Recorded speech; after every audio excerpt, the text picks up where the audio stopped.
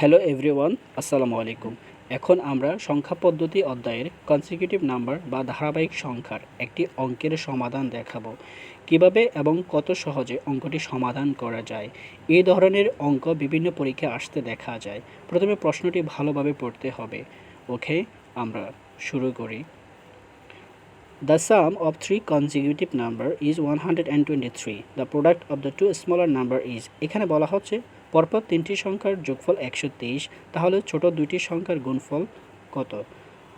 এক্ষেত্রে তিনটি সংখ্যার যোগফল 123কে আমরা 3 দিয়ে ভাগ করব।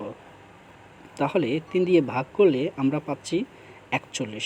এই 41 হচ্ছে গড় সংখ্যা, অতএব আমরা গড় সংখ্যা মাঝখানে দিতে পারি। অতএব 41-এর আগে আমরা পাচ্ছি 40 এবং 41-এর পরে পাচ্ছি 42।